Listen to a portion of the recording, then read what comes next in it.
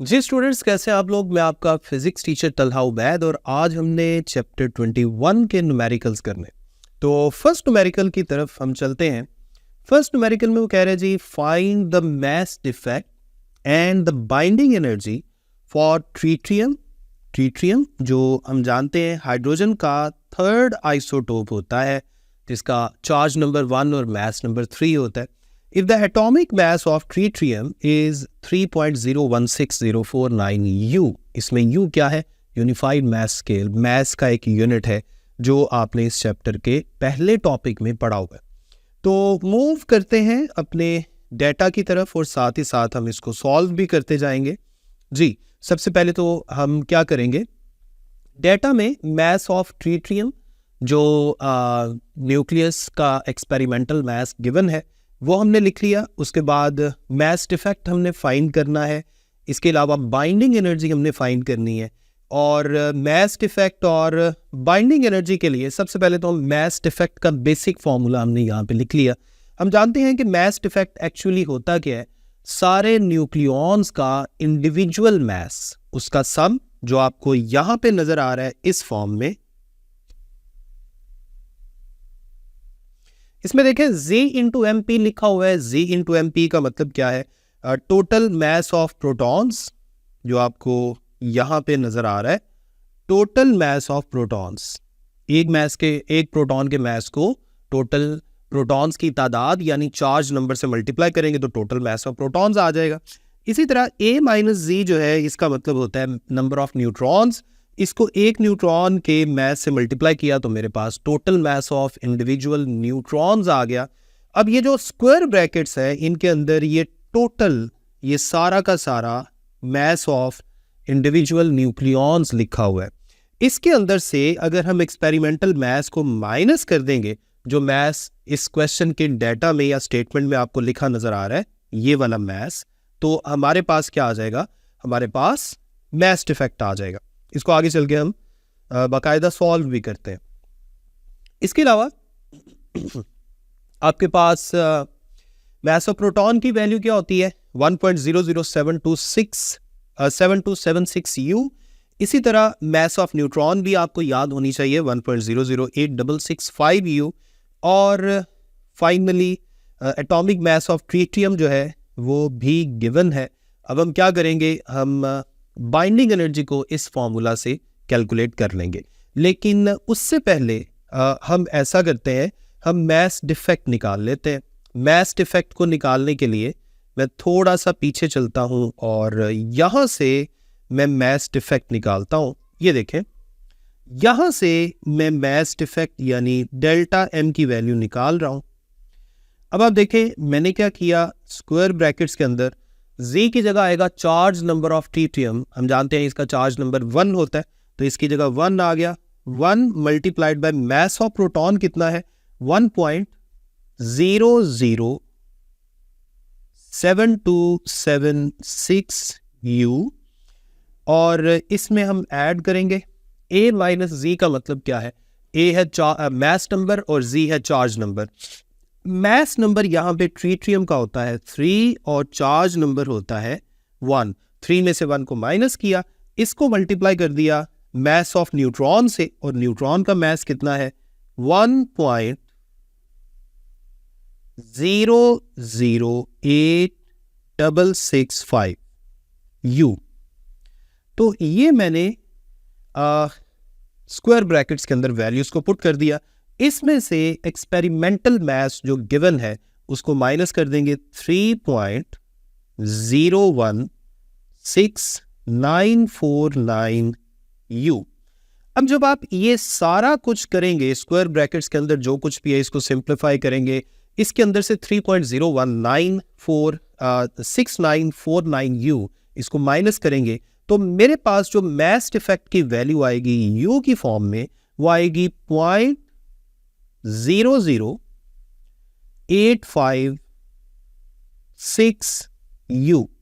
तो ये हमारे पास मैस डिफेक्ट यानी डेल्टा एम की वैल्यू आ जाएगी। इसको फिलहाल मैं बॉक्स में लिख देता हूं ताकि हमें ये याद रहे कि ये हमारा एक आंसर है।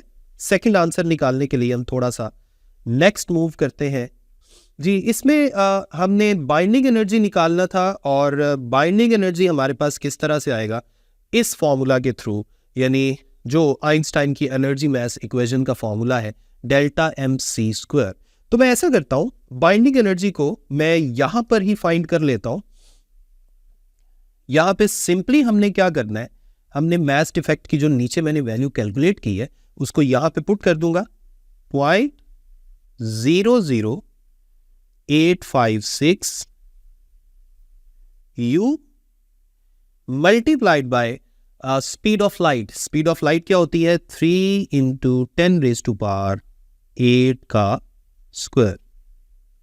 अब यहां पे एक चीज का ख्याल रखिएगा, दैट 1 u जो है उसकी वैल्यू होती है 1.66 × 10⁻⁻27 किलोग्राम। तो यहां पर केजी में यानी SI यूनिट में कन्वर्ट करने के लिए हमें ये करना पड़ेगा 00856 U की वैल्यू भी पुट करनी पड़ेगी SI यूनिट में, ठीक है, ताकि एनर्जी का जो फाइनल आंसर आएगा वो भी SI यूनिट में ही आए। तो इसलिए U की जगह मैंने लिख दिया 1.66 मल्टीप्लाइड बाय 10⁻⁻27, और इस सारे को हम स्क्वायर ओपन भी अगर कर लें तो यहाँ पे आ जाएगा 9 मल्टीप्लाइड बाय 10⁻16। 8 जो है उसका स्क्वायर के साथ मल्टीप्लिकेशन हो जाएगी पावर की, 8 × 2 16 हो गया, और 3 का स्क्वायर हो जाएगा 9। जब आप इसको जूल्स में, यानी अभी तो इसका आंसर आएगा SI यूनिट्स में यानी जूल्स में, इसका जूल में आंसर आएगा 1.2788 मल्टीप्लाइड बाय 10⁻⁻12 जूल्स। तो ये तो बाइंडिंग एनर्जी का आंसर जूल्स में आ गया। फिलहाल मैं इसको बॉक्स में लिख देता हूं ताकि हम दोनों आंसर्स को डिफरेंशिएट कर सकें, लेकिन अभी मैं इस आंसर को ज़रूर लिखूंगा इलेक्ट्रॉन वोल्ट में, क्योंकि फाइनली हमें आंसर को इलेक्ट्रॉन वोल्ट में ही लिखना होता है। तो मैं यहाँ पर बाइंडिंग एनर्जी की जो वैल्यू है उसको इलेक्ट्रॉन वोल्ट में लिख देता हूँ। बाइंडिंग एनर्जी को जूल से इलेक्ट्रॉन वोल्ट में कैसे कन्वर्ट करेंगे, इससे पहले काफ़ी सारे न्यूमेरिकल्स में ये बात हम सीख चुके हैं। 1 electron volt is equal to 1.6 × 10⁻⁻19 joules. अगर हम जूल को इलेक्ट्रॉन वोल्ट में कन्वर्ट करना चाहते हैं तो इस वैल्यू से डिवाइड करना पड़ेगा। तो मैं यही काम करने लगा हूं। 1.2788 मल्टीप्लाइड बाय 10⁻⁻12 को डिवाइड कर दिया 1.6 मल्टीप्लाइड बाय 10⁻⁻19 से, तो ये आंसर इलेक्ट्रॉन वोल्ट में आ जाएगा। इलेक्ट्रॉन वोल्ट में इसका जो आंसर आएगा वो है 7.97 मल्टीप्लाइड बाय 10⁻6 इलेक्ट्रॉन वोल्ट। और 10 की पावर 6 जो है हम जानते हैं ये मेगा के इक्वल होती है, तो हम लिख सकते हैं 7.97 मेगा इलेक्ट्रॉन वोल्ट। तो ये बेसिकली बाइंडिंग एनर्जी का फाइनल आंसर आ गया। इसको मैं अब फाइनली बॉक्स में लिख देता हूं। असल में ये हमारा बाइंडिंग एनर्जी का आंसर है मेगा इलेक्ट्रॉन वोल्ट में, और इससे पहले मास इफेक्ट का आंसर भी हम निकाल चुके हैं। मैं आपको दोबारा एक दफ़ा बता देता हूँ। यहाँ हमने मास इफेक्ट की वैल्यू निकाली, उसके बाद बाइंडिंग एनर्जी की वैल्यू जूल्स में फाइंड की, और उसके बाद उसको फाइनली इलेक्ट्रॉन वोल्ट की फॉर्म में लिख दिया। अब हम मूव करते हैं अपने नेक्स्ट न्यूमेरिकल की तरफ जी। तो हमारा सेकंड न्यूमेरिकल है the half life of strontium, जिसका चार्ज नंबर 38, चार्ज नंबर नीचे लिखा होता है 38 और मास नंबर ऊपर लिखा हुआ है यानी 91। इसकी हाफ लाइफ की वैल्यू उसने बताई है 9.7 hours. Find its decay constant. बड़ा ही सिंपल न्यूमेरिकल है। इसको हम किस तरह से करेंगे मैं अभी आपको बता देता हूँ। एक सिंपल सा फॉर्मूला है जिसको हमने इसमें यूज़ करना है। हाफ लाइफ ऑफ स्ट्रॉन्शियम जो गिवन है उसको लिख दिया। अब हमने क्या किया, 9.7 को मल्टीप्लाई किया 60 के साथ, तो और जो है ये मिनट्स में कन्वर्ट हो गया। उसके बाद मजीद 60 से मल्टीप्लाई किया तो ये सेकंड में कन्वर्ट हो गया। फाइनली इसकी वैल्यू 34920 सेकेंड्स आ गई, ये हाफ लाइफ की वैल्यू है। और डिके कांस्टेंट यानी लैम्डा की वैल्यू रिक्वायर्ड है। अब हम जानते हैं ये हाफ लाइफ का एक फॉर्मूला आपने हाफ लाइफ वाले टॉपिक में पढ़ा हुआ है, that half life is equal to 0.693 divided by lambda. यहाँ से लैम्डा को लेफ्ट हैंड साइड पे मूव कर दिया और हाफ लाइफ को राइट हैंड साइड पे मूव कर दिया। इस तरह लैम्डा इस तरफ चला गया और हाफ लाइफ इस तरफ आ गई। ठीक है, ये हमने काम किया है। अब हमने सिंपली क्या करना है, वैल्यूज को पुट करना है और कुछ भी नहीं करना। तो लैम्डा आपके पास आ जाएगा, lambda as it is 0.693 divided by half life की वैल्यू जो सेकंड्स में हमने कन्वर्ट की थी 34920। अब यहां पे रेशो लेने पर हमारा फाइनल आंसर आएगा 1.9845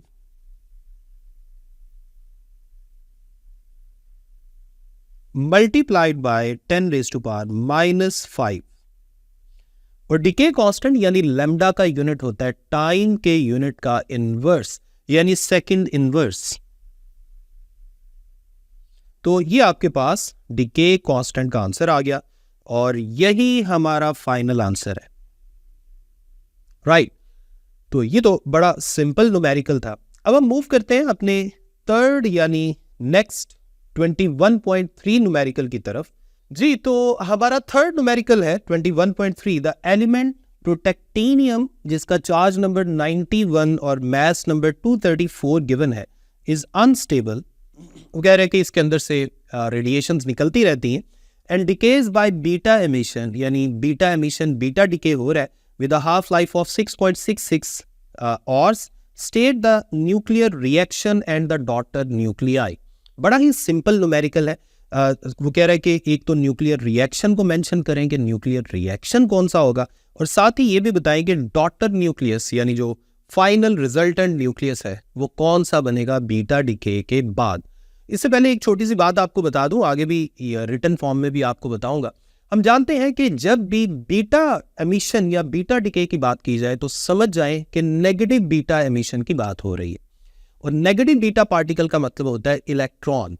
और याद रखें जब भी बीटा डिके हो तो इलेक्ट्रॉन निकलता है न्यूक्लियस के अंदर से और उस न्यूक्लियस के चार्ज नंबर में एक इजाफा हो जाता है और मास नंबर में कोई तब्दीली नहीं आती।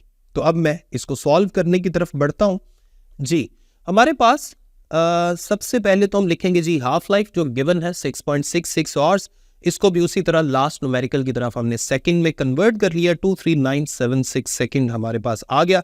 हमने दो चीज़ें फाइंड करनी है, एक तो न्यूक्लियर रिएक्शन लिखना है, दूसरा डॉटर न्यूक्लियस के बारे में हमने बताना है। या जिस तरह मैं न्यूमेरिकल के स्टार्ट में आपको बता रहा था, in case of beta emission the charge number increases by 1 and its mass number remains the same, therefore the nuclear reaction will be of the type.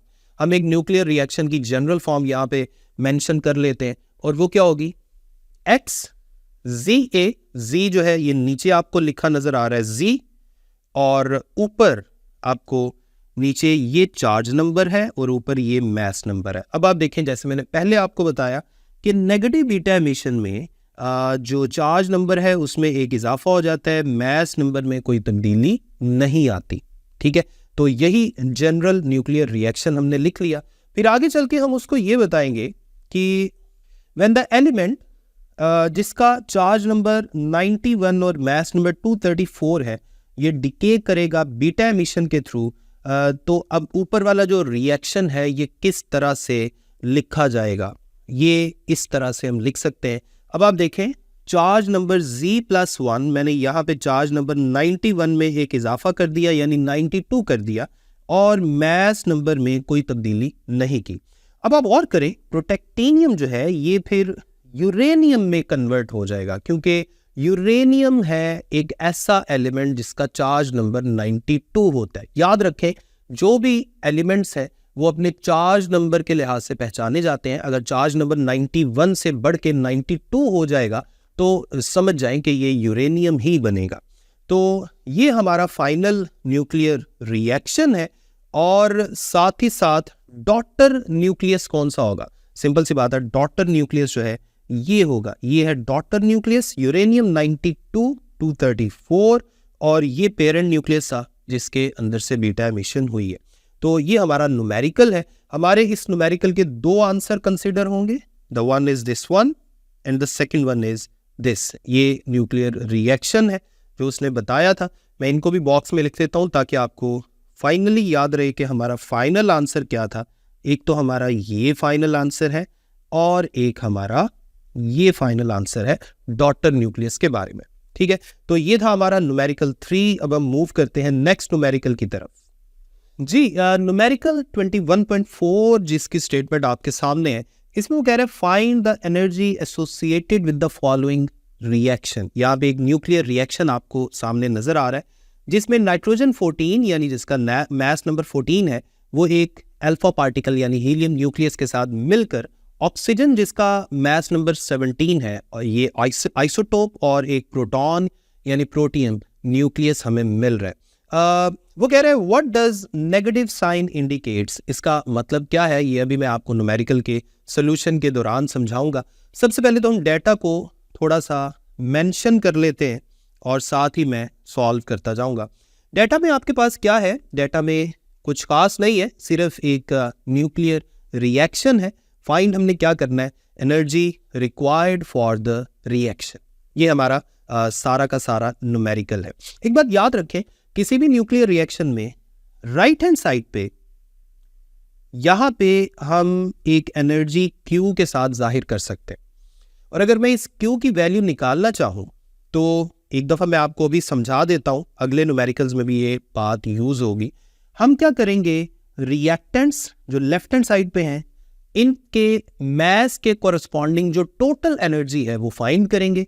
उसमें से प्रोडक्ट्स ये जो दो आपको नजर आ रहे हैं इनकी कोरस्पॉन्डिंग मैस से रिलेटेड जो एनर्जी है वो फाइंड करेंगे, और इन सब की एनर्जी में से इन सब की एनर्जी को माइनस करेंगे और फिर देखेंगे Q का क्या आंसर आएगा।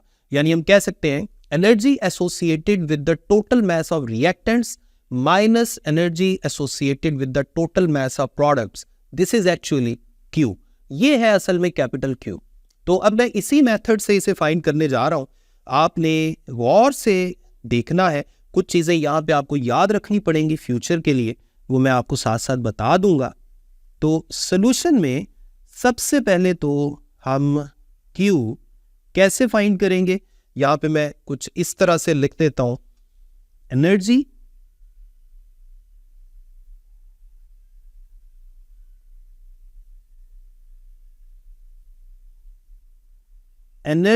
Associated with reactants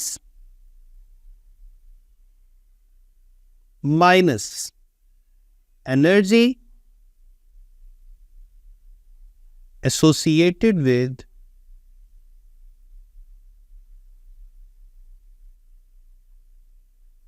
products। अब रिएक्टेंट्स और प्रोडक्ट्स क्या है ये आपको इक्वेशन में नजर आ रहा है। लेफ्ट हैंड साइड पर रिएक्टेंट्स और राइट हैंड साइड पर प्रोडक्ट्स हैं। तो सबसे पहले मैं एक काम करता हूं, एनर्जी निकालने के बजाय हम U यानी यूनिफाइड मैस स्केल की फॉर्म में मैस निकाल लेते हैं। तो इसलिए यहां पे मैं लिख रहा हूं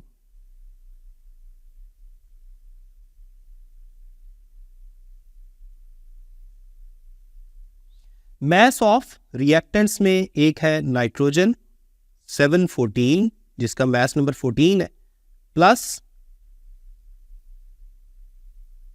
मैस ऑफ हीलियम जिसका मैस नंबर 4 होता है, माइनस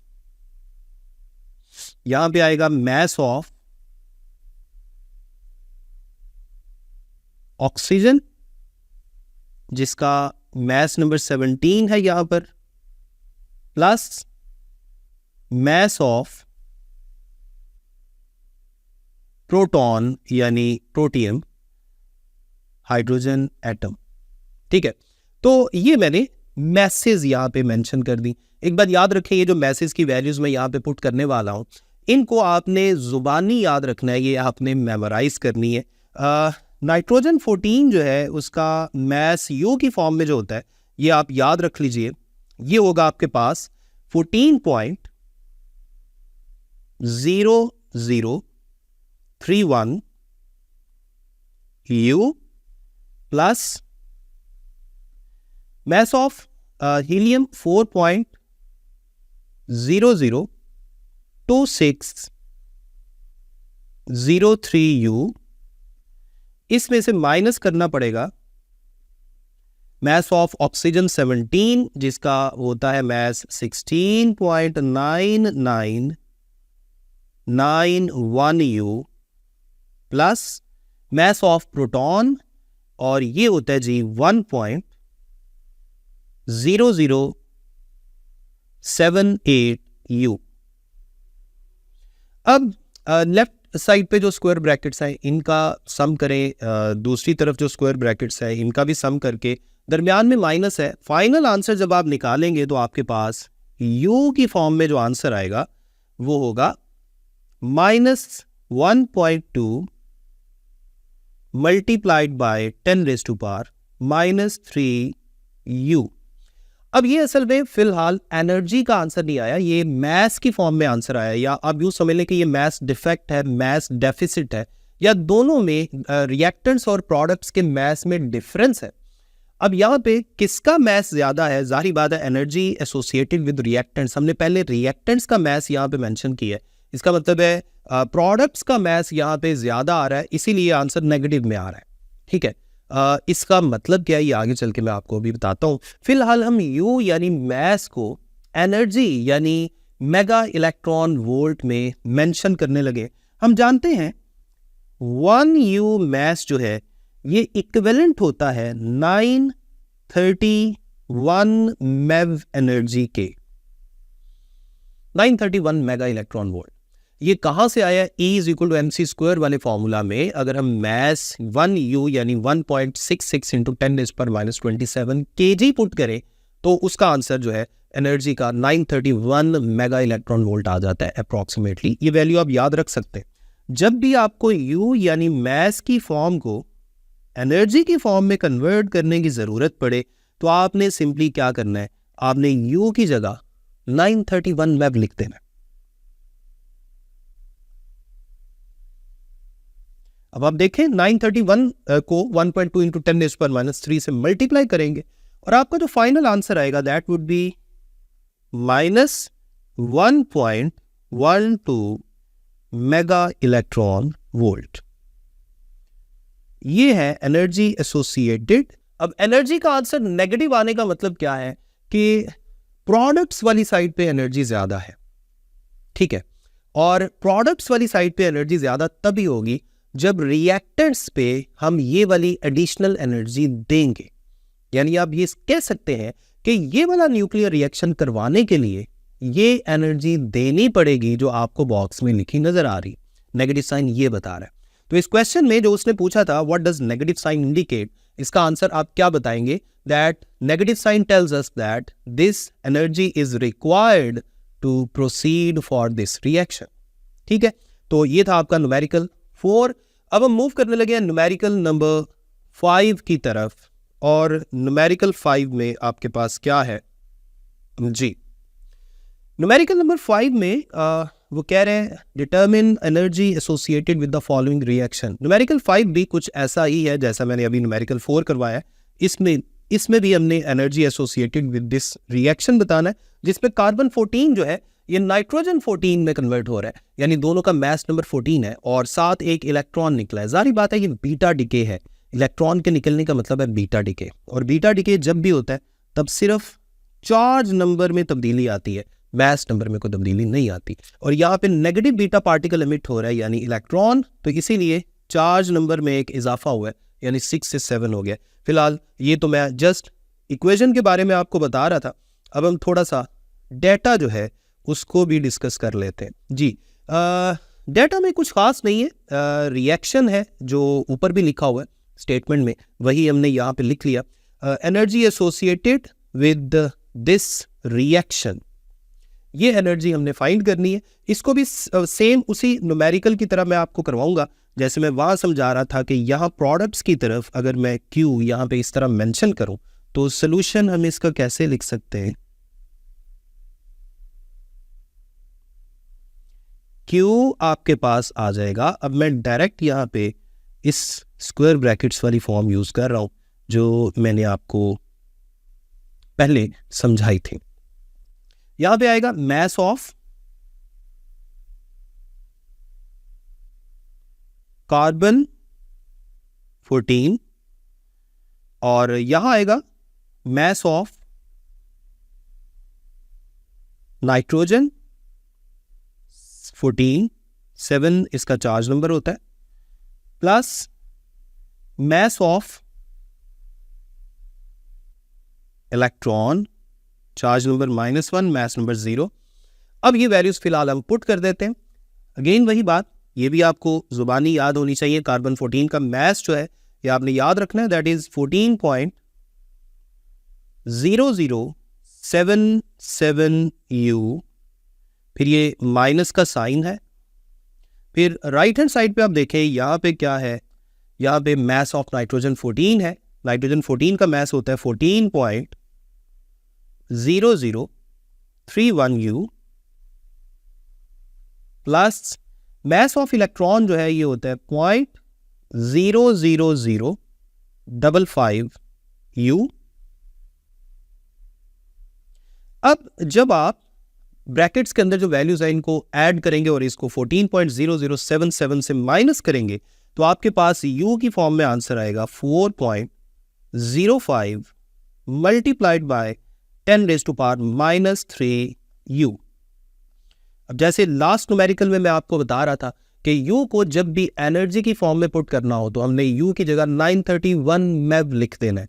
तो आप सिंपली वही काम करें, यहां भी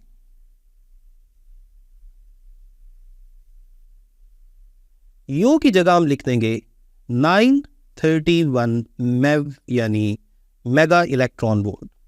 जब आप ये वैल्यूज को मल्टीप्लाई करेंगे तो आपके पास जो फाइनल आंसर आएगा that would be 3.77 mega electron volt. तो ये है हमारा फाइनल आंसर।